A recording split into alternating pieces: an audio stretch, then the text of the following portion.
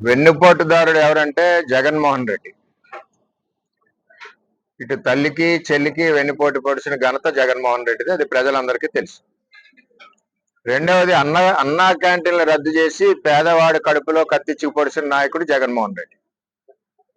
అలాగే SC BC corporation నిధులు సుమారు 1,00,000 కోట్ల రూపాయలు పక్కదారి మళ్లించి ఈ వర్గాలన్నిటికీ వెన్నుపోటు పొడిచిన నాయకుడు జగన్మోహన్ రెడ్డి. ఇవాళ ఏదో ఉన్నాము అని ప్రజలకు తెలియాలి. రెండవది ఏంటంటే ఏదైతే అరెస్టులు జరుగుతున్నాయో ఒక పక్క నుంచి రెడ్ బుక్ లో అరెస్టులు, లోకేష్ గారి రెడ్ బుక్ లోంచి దాని నుంచి ప్రజల యొక్క దృష్టి మళ్లించాలని చెప్పి ఇలా వెన్నుపోటు దినం, అతను వెన్నుపోటు పొడిచిని అతనే దినం పెట్టుకున్నాడు. అంచేత అది పెద్ద పట్టించుకోవాల్సిన అవసరం లేదు. జగన్మోహన్ రెడ్డి గురించి ఆలోచించవలసిన అవసరం లేదు. ఇవాళ చంద్రబాబు నాయుడు గారు ఇవాళ అధికారంలోకి వచ్చాక తెలుగుదేశం జనసేన బీజేపీ కూటమిలో నాయకత్వంలోకి వచ్చాక చంద్రబాబు మీద నమ్మకంతో ప్రజలందరూ కూడా వెన్నుపోటు పొడిచిన జగన్మోహన్ రెడ్డి వదిలి 11 సీట్లు ఇచ్చి కూటమి ప్రభుత్వానికి అత్యధిక సీట్లు ఇచ్చి రికార్డు సృష్టించి ఈ రాష్ట్రాన్ని గౌరవప్రదంగా అభివృద్ధి పదంలో నడిపించమని కోరారు. అందులో భాగంగా అమరావతికి 45,000 కోట్ల రూపాయలతో టెండర్లు పిలిచి అభివృద్ధి కార్యక్రమాలు చేస్తా ఉన్నారు. పోలవరం పరిగెడతా ఉంది. అటు అమరావతి పోలవరానికి కూడా వెన్నుపోటు ఎవడ పొడిచాడో ప్రజలందరికీ తెలుసు, జగన్మోహన్ రెడ్డి పొడిచాడని.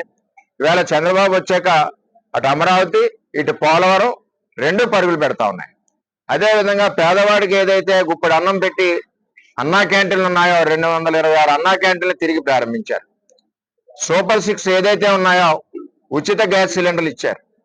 తల్లికి వందనం జూన్ 15 నుంచి ఇస్తా ఉన్నారు. ఆగస్టులో ఉచిత బస్సు ప్రయాణం ఇస్తా ఉన్నారు. ఇన్ని రకాలుగా చేసుకుంటా కార్యక్రమాలకు వెళ్తుంటే వెన్నుపోటుదారుడు జగన్మోహన్ రెడ్డి ఒక అసూయతో కక్షతో ఈ ప్రభుత్వం నేను 10 లక్షల కోట్ల రూపాయలు అప్పులు చేసినా సరే జగన్మోహన్ రెడ్డి చంద్రబాబు నాయుడు ఎక్కడి నుంచి తెస్తున్నాడు, ఎలా తెస్తున్నాడని ఒక అసూయతో ఈవేళ వెన్నుపోటు దినంగా అతను ప్రకటించుకున్నాడు. ఈవేళ చంద్రబాబు నాయుడు గారు అయితే అభివృద్ధి పదంలో ఈ రాష్ట్రాన్ని ముందుకు తీసుకెళ్తా ఉన్నారు. 2014-19లో నరేగా పల్లెల్లో రహదారులు ఆడబరిచి కాలికి మట్టవకుండా చంద్రబాబు ముఖ్యమంత్రిగా, లోకేష్ గారు మంత్రిగా 75% ఈ రాష్ట్రంలో పూర్తి చేశారు.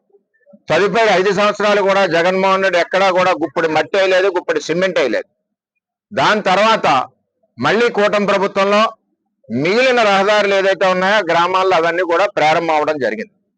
అంతేకాకుండా 4 లక్షల రూపాయలు 4 లక్షల కోట్ల రూపాయలు ఇండస్ట్రీస్ కి, మరి కొత్త ఇండస్ట్రీస్ తీసుకురావడానికి నారా లోకేష్ గారి సారథ్యంలో మరి ఈ రాష్ట్రంలో పునాదులు పడ్డాయని కూడా మీకు తెలియజేస్తూ, ఇటువంటి వెన్నుపోటుదారుడు తల్లి చెల్లిని పొడిచిన వెన్నుపోటుదారుడు ఎవరంటే జగన్మోహన్ రెడ్డి. రాష్ట్రాన్ని సర్వనాశనం చేసిన నాయకుడు ఎవరంటే జగన్మోహన్ రెడ్డి. అతని యొక్క వెన్నుపోటు దినోత్సవం వాళ్ళ ఇంట్లో పర్సన్స్ వాళ్ళు చూసుకుంటారు తప్పితే ప్రజలు ఎవరూ స్పందించట్లేదు. చాలా చక్కగా ఉన్నాయి. రోడ్డు మీద డెలివరీలు తగ్గినాయి.